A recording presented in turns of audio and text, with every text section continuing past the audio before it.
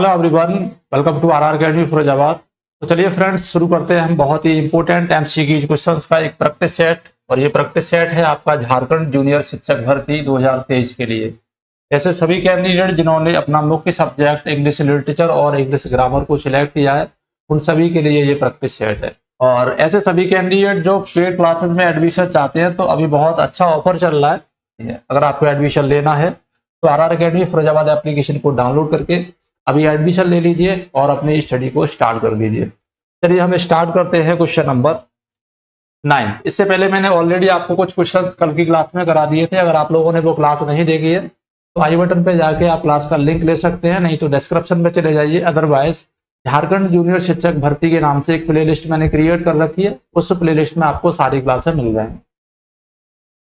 तो question number 9 है हमारे पास, poet Rabindranath Tagore won Nobel prize for literature in, यानी यहां पर पूछा गया है कि किस ईयर में इनको नोबेल प्राइज दिया गया था।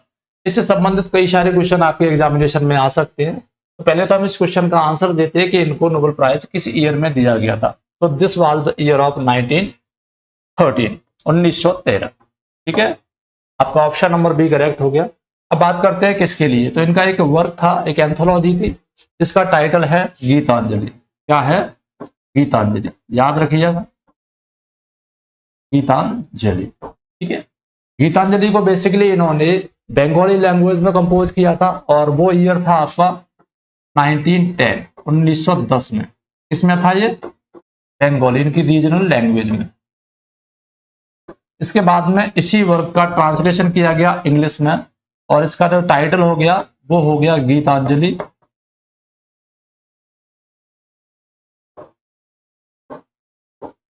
गीतांजलि और सॉन्ग ऑफरिंग्स। इसको पब्लिश किया गया था 1912 में। कब? 1912 में। याद रखना सारी चीजों को।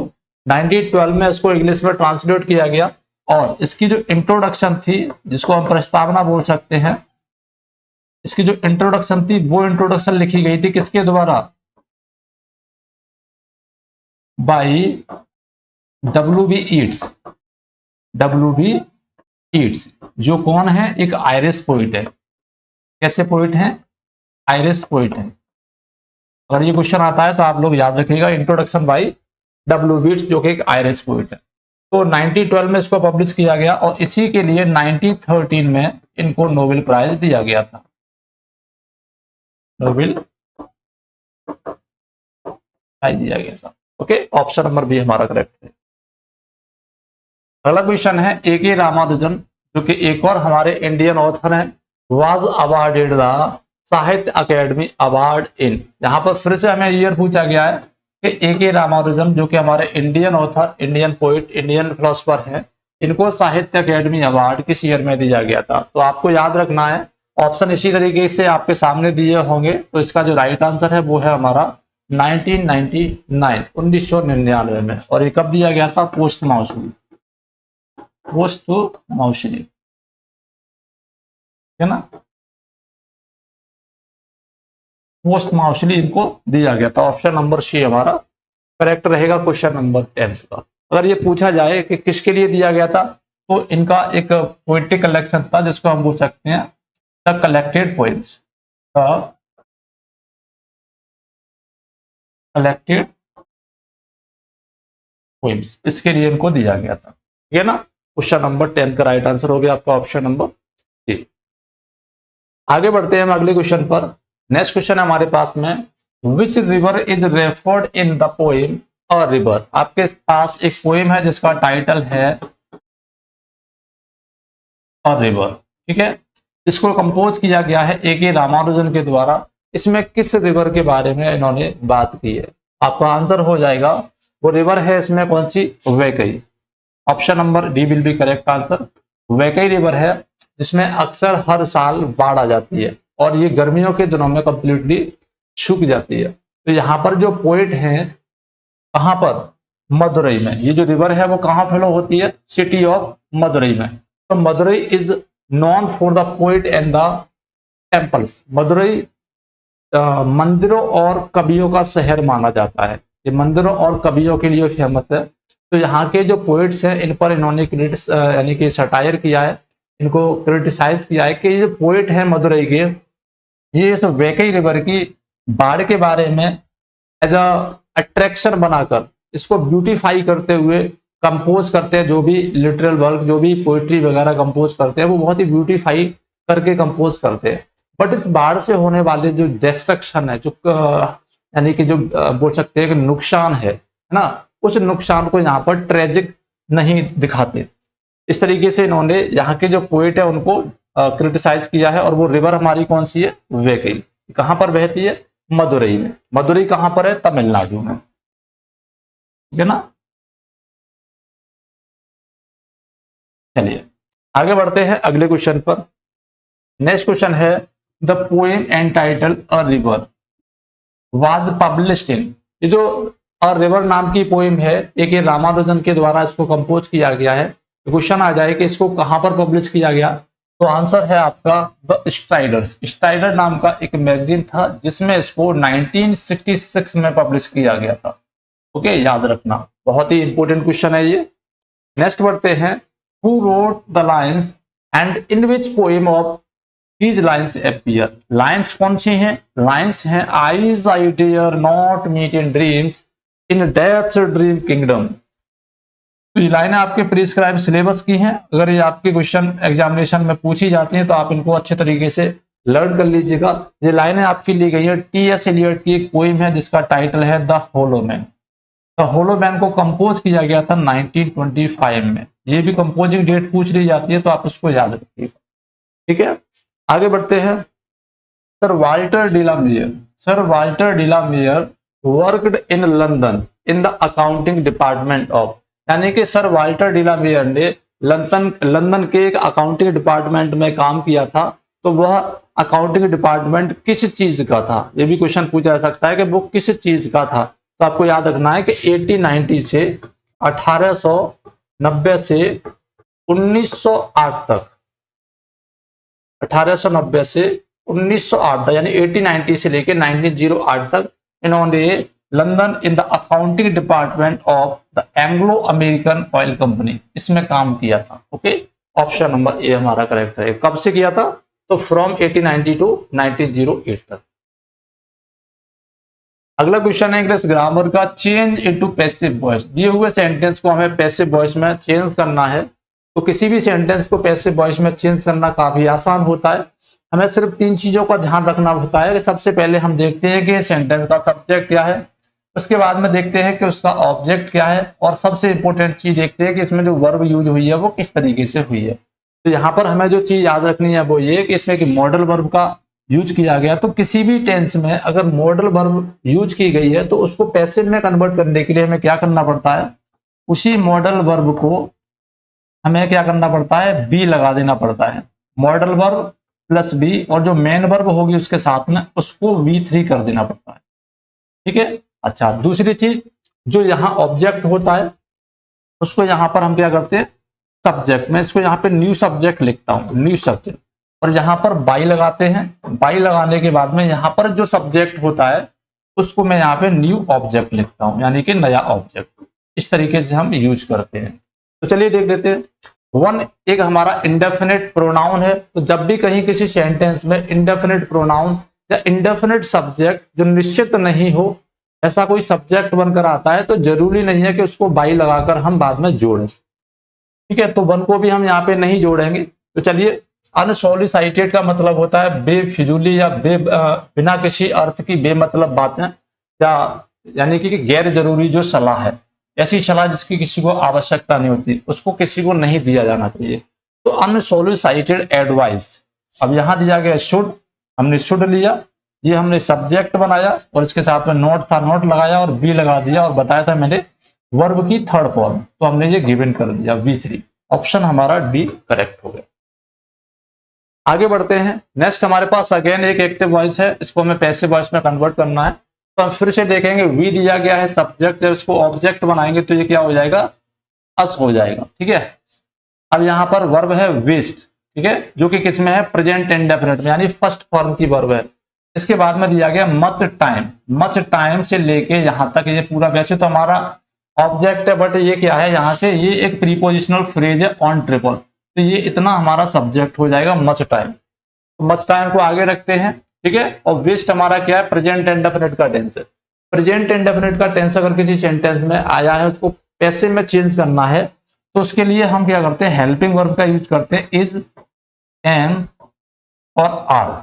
अब ये इज, एम, आर है वो किसके अकॉर्डिंग हम तय करेंगे, तो जो हमारा नया सब्जेक्ट बनेगा उसके अकॉर्डिंग हम निर्धारित करेंगे कि हमें इसमें से कौन सी वर्ब लगानी है। उसके बाद में जो वर्ब यहाँ पर दी गई है मेन वर्ब, उस मेन वर्ब को क्या करेंगे, V3 में कन्वर्ट कर देंगे। मेन वर्ब को V3 में कन्वर्ट कर देंगे, थर्ड फॉर्म कर देंगे। उसके बाद में क्या करना है, बाई लगाएंगे, और बाई के बाद में जो नया ऑब्जेक्ट बनेगा हमारा, उस नए ऑब्जेक्ट को हम यहाँ पे रख देंगे। तो देखिए नया सब्जेक्ट हमारा क्या बनेगा, मच टाइम, ठीक है। देख लेते हैं मच टाइम। मच टाइम हमारा ये हो गया। अब इसके बाद में इज, एम, आर लगाना है, तो मच टाइम हमारा कहता है अनकाउंटेबल। अनकाउंटेबल हमारा हमेशा सिंगुलर होता है, तो इसके साथ में हमने इज लगा दिया। अब वेस्ट है, वेस्ट को हमने थर्ड फॉर्म में कन्वर्ट किया तो वेस्टेड हो गया। अब बाई लगाया, बाई लगा दिया, और मैंने बताया था वी को अस में चेंज किया तो अस हो गया। और हमारा जो प्रीपोजिशनल फ्रेज था ऑन ट्रिपल, ये हमने यहाँ लगा दिया ऑन ट्रिपल। मतलब ये है कि हम छोटी छोटी बातों पर अक्सर अपना समय बर्बाद करते रहते हैं। ऑप्शन सी हमारा करेक्ट रहेगा। अगला क्वेश्चन है, thou soul was like a star and dwelt apart, whose soul is Wordsworth referring here। ये क्वेश्चन बहुत ज्यादा इंपॉर्टेंट है। इस क्वेश्चन से रिलेटेड 2-3 क्वेश्चन और बनते हैं। वो कैसे बनते हैं, सबसे पहला क्वेश्चन तो यही है कि thou soul was like a star and dwelt apart, ये लाइनें किसकी हैं, तो आंसर हो गया हमारा विलियम वर्ड्सवर्थ की हैं, ठीक है। ये क्वेश्चन बन जाता है कि विलियम वर्ड्सवर्थ ने ये लाइनें कहां से ली हैं, यानी विलियम वर्ड्सवर्थ ने ये लाइनें कहां पर लिखी हैं। तो इनकी एक पोएम है जिसका टाइटल है लंदन 1802, लंदन 1802, कंपोज 1802 में की गई थी। पूछा जाए कब पब्लिश किया गया, तो पोएम्स इन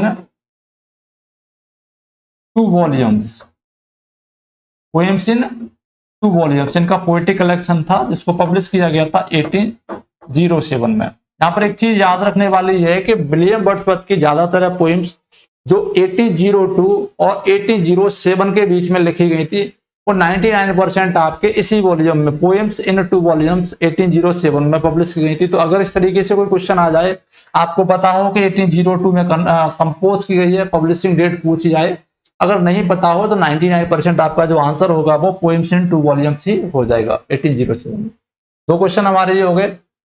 इसके बाद में आप क्वेश्चन ये कि हुज सोल इज रेफर्ड, तो हुज का मतलब किसकी आत्मा को यहाँ पर रेफर किया गया है, कि तुम्हारी जो आत्मा है वो एक स्टार के तरीके से है, ठीक है ना। तो ये है हमारे जॉन मिल्टन, ठीक है ना। विलियम वर्ड्सवर्थ ने जॉन मिल्टन के बारे में यहाँ पर बात की है। आगे बढ़ते हैं नेक्स्ट क्वेश्चन पे, who consider William Wordsworth the lost leader. ये भी क्वेश्चन बहुत इंपॉर्टेंट है, यहां से भी लगभग 3 क्वेश्चन बनते हैं। पहला क्वेश्चन कि किसने विलियम वर्ड्सवर्थ को लॉस्ट लीडर कंसीडर किया है, तो वो आंसर हो जाएगा आपका रॉबर्ट ब्राउनिंग। रॉबर्ट ब्राउनिंग एक विक्टोरियन एरा के पोएट हैं जो ड्रामेटिक मोनोलॉग के लिए जाने जाते हैं, ओके। दूसरा क्वेश्चन हमारा यह है कि विलियम वर्ड्सवर्थ को द लॉस्ट लीडर इन्होंने कहां पर बोला है, तो इनकी जो पोएम है same title the lost leader, जिसको लिखा गया था 1845 में, 1845 में, ठीक है, उसमें इन्होंने विलियम वर्ड्सवर्थ को द लॉस्ट लीडर कहा है। अच्छा, ये भी पूछ लिया जाता है कि विलियम वर्ड्सवर्थ को रॉबर्ट ब्राउनिंग ने लॉस्ट लीडर क्यों कहा है, तो इसलिए कहा है क्योंकि एक समय ऐसा था जब वो फ्रेंच रिवॉल्यूशन को और सपोर्ट करते थे, और किसी भी तरीके की जो मोनार्किक हेल्प थी, रेवेन्यू था, उसको लेने से परहेज करते थे। बट आफ्टर ऑल इन 1843 और इससे भी 1 साल पहले उन्होंने एक पेंशन एक्सेप्ट की मोनार्की से, है ना, और 1843 में वो इंग्लैंड के पोइट लॉरेट बन गए। इस तरीके से उन्होंने कहा कि उनकी जो प्राइमरी जो वैल्यू थी वर्ड्सवर्थ की, जिसके कारण लोग उसे प्यार करते थे, उन वैल्यूज को उन्होंने नकार दिया और उन सारी चीजों को फॉलो कर लिया जिसके लिए वो हमेशा से मना करते थे। दैट इज वाई उन्होंने अपनी इस पोएम में द लॉस्ट लीडर में, जिसको 1845 में लिखा था, और इन्होंने ये सारी चीजें एक्सेप्ट की थी कब, 1842 में पेंशन और 1843 में पोइट लॉरेट से। इसके कारण 1845 में इनको बोला गया द लॉस्ट रीडर। इनकी सेम पोएम में रॉबर्ट ब्राउनिंग ने, किसको? विलियम वर्ड्सवर्थ को। आगे बढ़ते हैं नेक्स्ट क्वेश्चन में। Who was the representative poet of Victorian age? अच्छा क्वेश्चन है। अभी हमने बताया था कि रॉबर्ट ब्राउनिंग आपके विक्टोरियन एरा के बहुत ही फेमस पोएट थे। He was known for the dramatic monologue concept. But now the question is who is representative poet of Victorian era? तो आंसर हो जाएगा हमारा Lord Alfred Tennyson. Lord Alfred Tennyson की जो poetry है, उस पोएट्री में विक्टोरियन एरा के जो भी डाउट थे, जो भी रीजन थे, इट मीन जो भी कैरेक्टरिस्टिक थी उस एज की, वो सारी चीजें लॉर्ड अल्फ्रेड टेनिसन की पोएट्री में बहुत अच्छे तरीके से रिप्रेजेंट की जाती हैं। तो इसलिए बोला जाता है कि Lord Alfred Tennyson is the representative poet of Victorian era. Okay, option number D हमारा करेक्ट रहेगा। आगे क्वेश्चन है who succeeded Wordsworth as the poet laureate in 1850? मैंने अभी तो आपको बताया ही था कि वर्ड्सवर्थ को पोएट लॉरेट कब बनाया था? 1843 में, यानी कि रॉबर्ट साउदी जो कि पोएट लॉरेट थे कब तक? 1843 तक। 1843 में इनकी डेथ हो गई थी, ये क्या मृत्यु को प्राप्त हो गए थे। तो 1843 में जो पोएट लॉरेट थे वो कौन बने? William Wordsworth. विलियम वर्ड्सवर्थ की डेथ हो गई 1850 में। 1850 में कौन पोएट लॉरेट बने? Alfred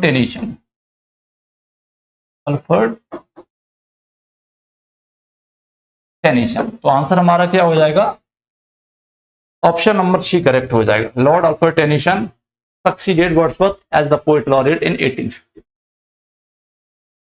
The Splendor Falls is a musical poem that depicts a beautiful landscape, the sound of and contains a spiritual religious undertone. Question हमारा ये कह रहा है कि द स्प्लेंडर फॉल्स जो है एक म्यूजिकल पोएम है जो एक बहुत ही सुंदर परिदृश्य को डिस्क्राइब करती है, जिसमें साउंड प्रेजेंट किया गया है किसका? यहाँ पर क्वेश्चन हमारा ये कि साउंड किसका यहाँ पर बोला गया है? दैट कंटेन्स अ स्पिरिचुअल और रिलीजियस अंडरटोन। तो आंसर है हमारा अ बगले साउंड। बगले क्या है? बेसिकली अ म्यूजिकल इंस्ट्रूमेंट है, जैसे कि आप लोगों ने देखा होगा तो रही टाइप की जो होती है ना, इस तरीके से जो होती है। और ये क्या है? ब्रॉन्ज का बना हुआ होता है। ब्रॉन्ज जो मेटल है उसका जो बना हुआ है वो है, ये अक्सर हवा के झरोकों से भी बजना स्टार्ट हो जाता है। ओके, चलिए, तो ये जो पोएम है द स्प्लेंडर फॉल्स, ये कोई सेपरेट पोएम नहीं थी, ये एक लॉन्ग पोएम का पार्ट था। और वो लॉन्ग पोएम कौन सी थी? The princess. उसमें क्या कहानी थी कि जो कहानी में जो लड़की है द प्रिंसेस, वो एक ऐसी यूनिवर्सिटी की स्थापना करती है जहां पर लड़कों का जाना मना होता है। ओके, तो ये उसी पोएम का एक पार्ट था द प्रिंसेस का, the splendour falls. Option number A हमारा करेक्ट है। इसमें बगले साउंड की बात की गई है, इसके द्वारा लिखी गई है, टेनिसन के द्वारा लिखी गई है। आप लोग याद रखिएगा इसको, है ना, लॉर्ड अल्फ्रेड टेनिसन के द्वारा इस पोएम को लिखा गया। नेक्स्ट क्वेश्चन है the rhyming scheme of the splendour falls. अच्छा क्वेश्चन है, अगर ये पूछ लिया जाए कि राइमिंग स्कीम क्या है, तो इसकी जो राइमिंग स्कीम है वो है आपकी एबीसी और बीडीडी। क्लियर? नेक्स्ट वन अगला क्वेश्चन है the child the father of man and I could wish my days to be bound each to each by natural piety. बहुत ही इंपॉर्टेंट क्वेश्चन है। यहाँ पर ये पूछा गया है कि the child is the father of the man. यहाँ पर आगे क्वेश्चन है ही नहीं है। कहने का मतलब ये जो लाइनें हैं ये कहाँ से ली गई है, लाइनें जो हैं कहाँ से ली गई हैं, तो आपका आंसर हो जाएगा। देखिए, सबसे पहले तो लाइन को समझिए। ये जो लाइन है the child is the father of man and I could wish my days to be born each to, ये 3 लाइन है। ऐसी लाइन है, ये 3 लाइन है। सेपरेटली मैंने इसको पैराग्राफ यानी कंटिन्यूसली लिख दिया, वैसे 3 लाइन है। तो ये लास्ट 3 लाइन है। कैसी है ये? लास्ट लाइन है, लास्ट 3 लाइन।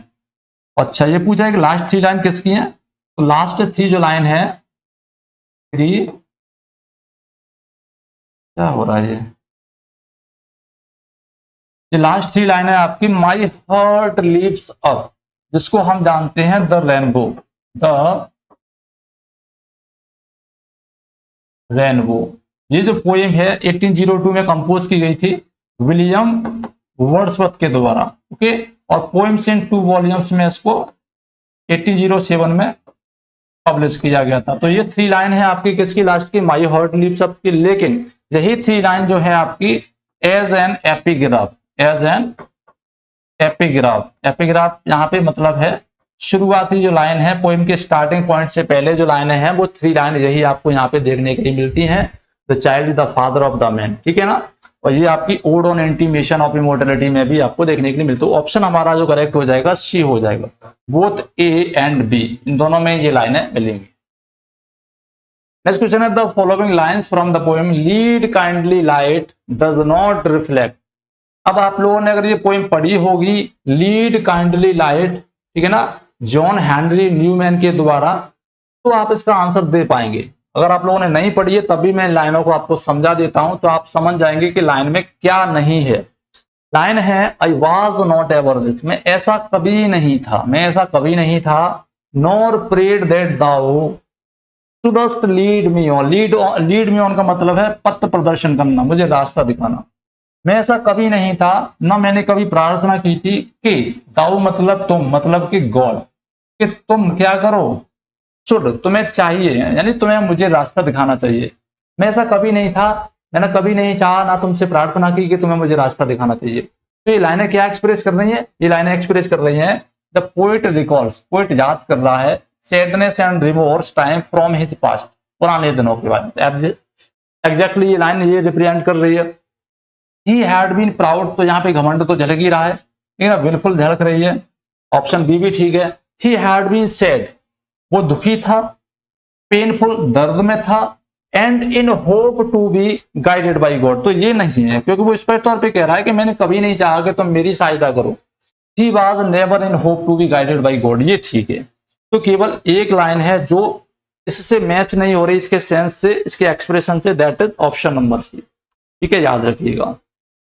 आगे बढ़ते हैं नेक्स्ट क्वेश्चन नंबर 25 पे। Lead kindly light amid the encircling gloom, ये क्या है? ये पूरा टाइटल है किसका? एक हिम का। हिम का मतलब होता है डिवोशनल सॉन्ग्स, जो भक्ति में गाए जाते हैं ऐसे सॉन्ग्स। तो ये डिवोशनल सॉन्ग है, शब्दों में लिखा हुआ, रिटन एज अ पोएम, और इसको बाद में एक पोएम का टाइटल दे दिया गया था। तो वो पोएम किस टाइटल की थी? The dark night and the bright eyes, the pillar of the cloud, the thunder and the clouds, और रेंज ऑफ द गॉड। तो आपका आंसर हो जाएगा ऑप्शन नंबर बी, ठीक है ना, the pillars of the cloud. Question number 25 का जिन लोग राइट आंसर आ रहा है the pillars of the clouds. अगर बात करें इस लीड काइंडली लाइट, जो कंपोजिंग डेट है वो है आपकी 1833, रिटन किया गया था 1833 में। ओके, पहला क्वेश्चन आपका यहां से हो जाएगा कि 1833 में इसको कंपोज किया गया था। नेक्स्ट वन, अगर बात हो कि इसको पब्लिश कब किया गया था, तो 1834 में, 1834 में इसको पब्लिश किया गया था, ठीक है ना। पब्लिश किसमें किया गया था? तो पब्लिश किया गया था द ब्रिटिश मैगजीन में,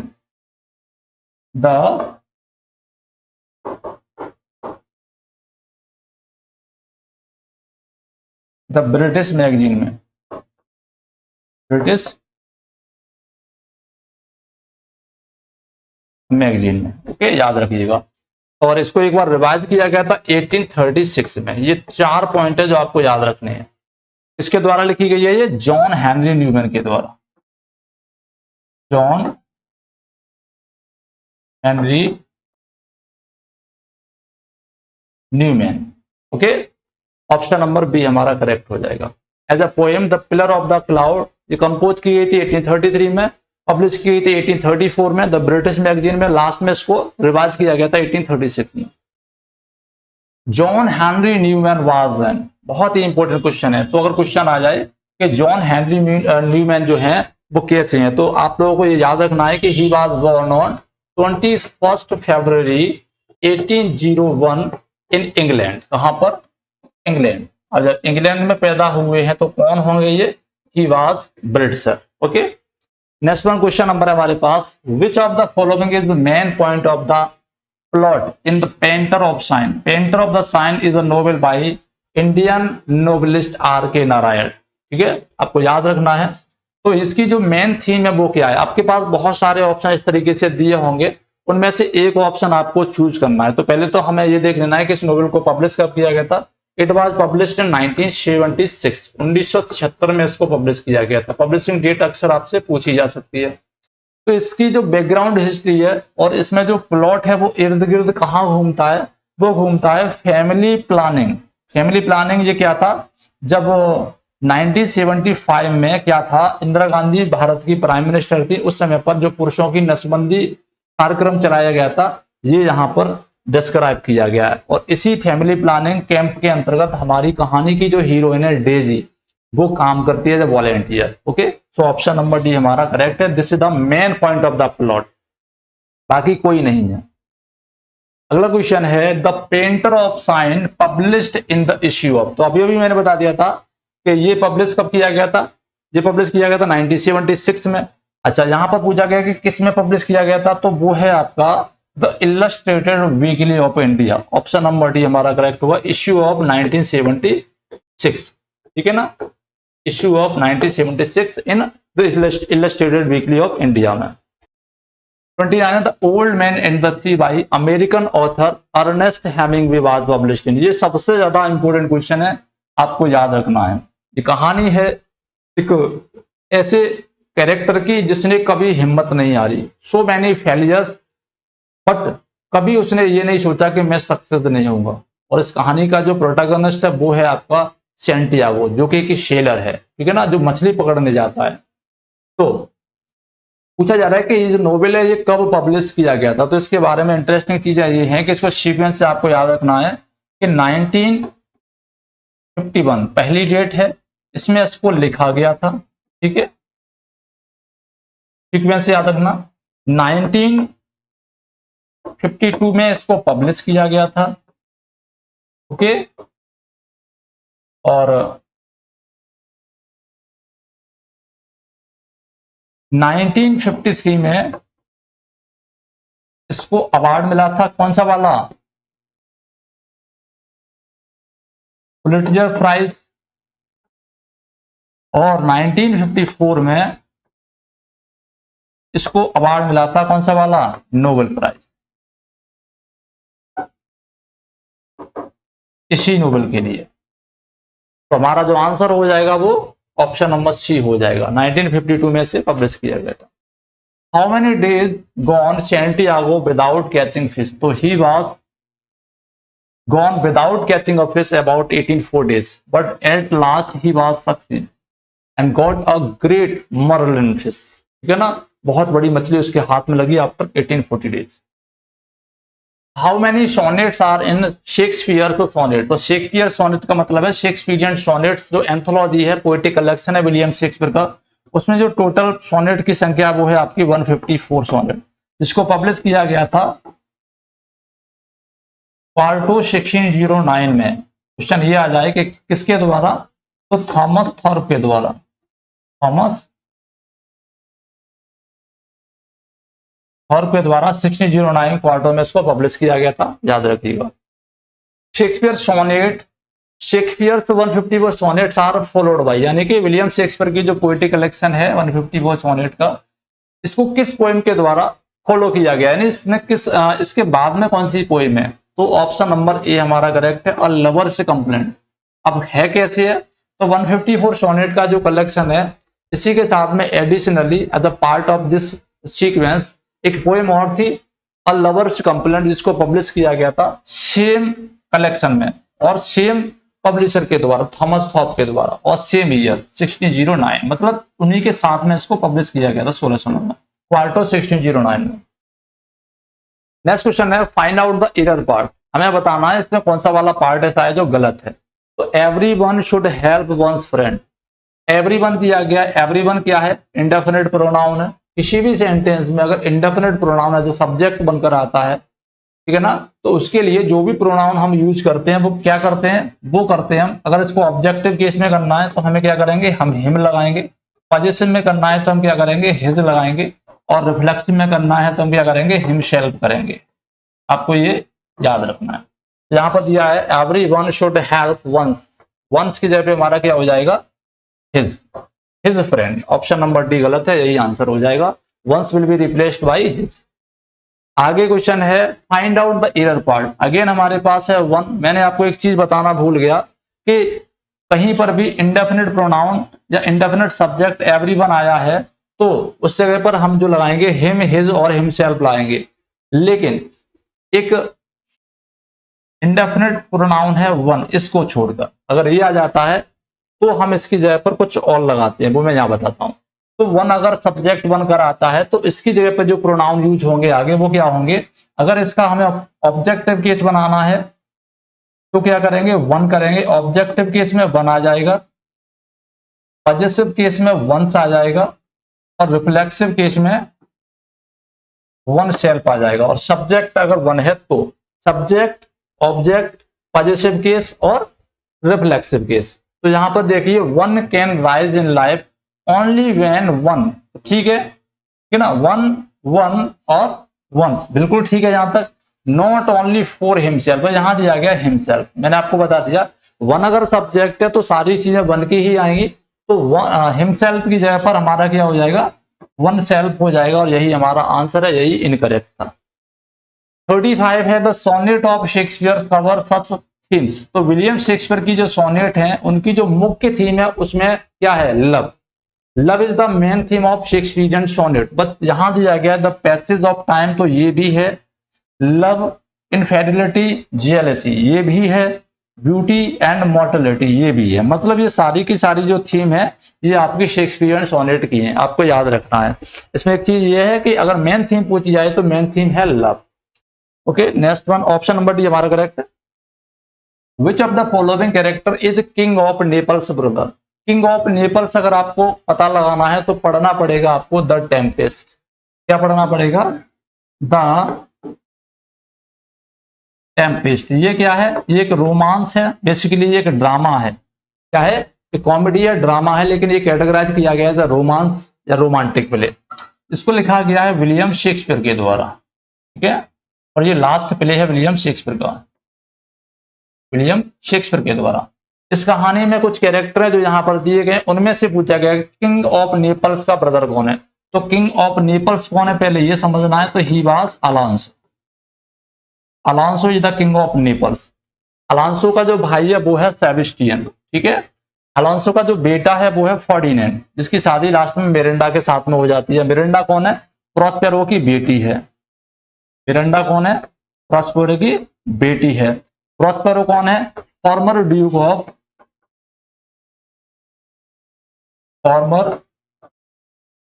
ड्यूक ऑफ मिलान,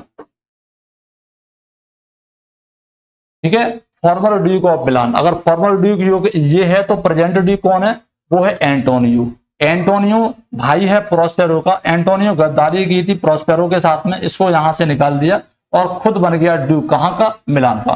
तो प्रेजेंट ड्यूक ये है, फॉर्मर ड्यूक ये था। इसकी बेटी थी मिरांडा। ये दोनों आइलैंड पे चले गए रहने के लिए, ठीक है ना। वहां पर क्या हुआ, फर्डिनेंड, एंटोनियो, सेबेस्टियन और बाकी के जितने भी रॉयल कैंडिडेट थे वो शिप से आ रहे थे ट्यूनिस नामक जगह से, अफ्रीका से लौटते हुए, ठीक है ना।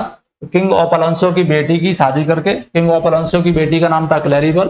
तो ये रास्ते में तूफान में फंस जाते हैं और इनकी सबकी मुलाकात फिर मिरांडा से, यानी बाद में जो भी सीक्वेंस है वो आप टेम्पेस्ट को पढ़िएगा तो आपको पता पड़ेगा। फर्डिनेंड की शादी लास्ट में मिरांडा के साथ में हो जाती है और सब कुछ सही हो जाता है। तो इस क्वेश्चन का राइट आंसर हमारा कौन सा हो गया, नेपल्स ऑफ ब्रदर, ये है हमारा option number A. The last major work of fiction written by Ernest Hemingway that was published during his lifetime, यानी कि पूछा गया था last major work of fiction written by Hemingway, इनमें से पूछा गया कि लास्ट मेजर वर्क कौन सा है। तो पहले तो हमें इनकी डेट्स याद रखनी है। The last major work of fiction written by Hemingway that was published during his lifetime is, बहुत ही अच्छा क्वेश्चन है। तो फॉर हुम द बेल स्टोल, क्वेश्चन नंबर 37 को समझ लीजिएगा। फॉर हुम द बेल स्टोल, फॉर हुम द बेल स्टोल जो है वो 1940 में पब्लिश किया गया था। डेट याद रखते जाइएगा, 1940 में पब्लिश किया गया था। इसके बाद में ऑफ फेयरवेल टू आर्म्स, तो ऑफ फेयरवेल टू आर्म्स को 1929 में पब्लिश किया गया था। इसके बाद में द सन आल्सो राइजेस, तो द सन आल्सो राइजेस जो है वो आपको 1926 में पब्लिश किया गया था, 1926 में पब्लिश किया गया था। अब हमारे पास लास्ट मेजर वर्क कौन सा हो गया, फॉर हुम द बेल स्टोल। This is the right answer of this question, okay, according to these option. लेकिन अगर ये पूछा है कि यहां पर भी नहीं है तो फिर हमारा जो आंसर हो जाएगा वो कौन सा हो जाएगा, हो जाएगा द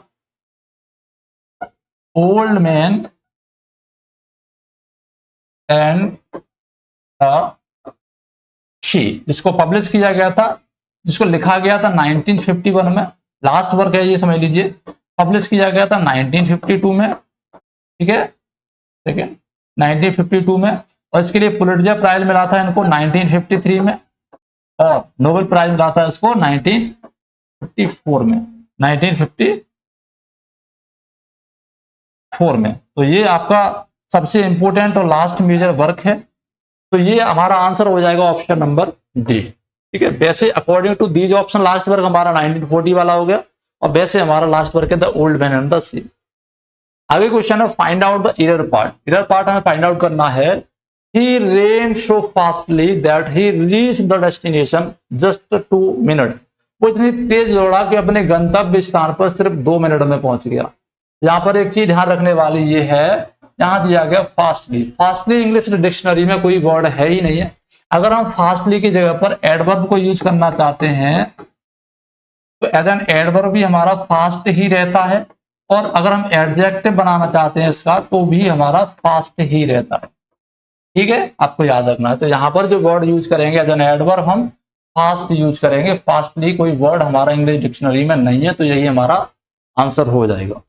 अगला क्वेश्चन है who was awarded 1954 Nobel prize.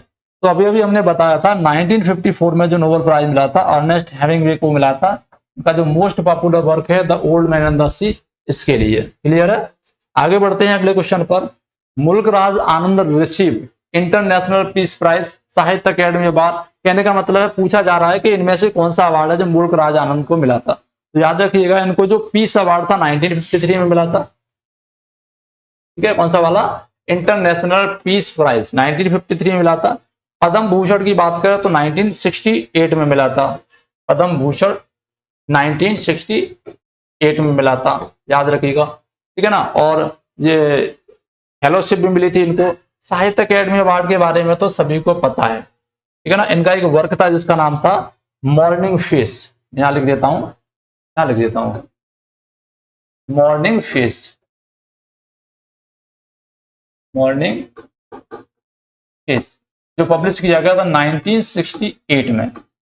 इसी वर्क के लिए इनको और 1971 में 1971 में मिला था कौन सा वाला, साहित्य अकेडमी अवार्ड। तो आज की क्लास में हम इतना ही कराएंगे। नेक्स्ट क्लास के लिए आप लोग चैनल को सब्सक्राइब कर लीजिए, जैसे ही हम लाइव आएंगे आप तक नोटिफिकेशन मिल जाएगा, ठीक है ना। और लाइक शेयर करना मत भूलिएगा। Thank you.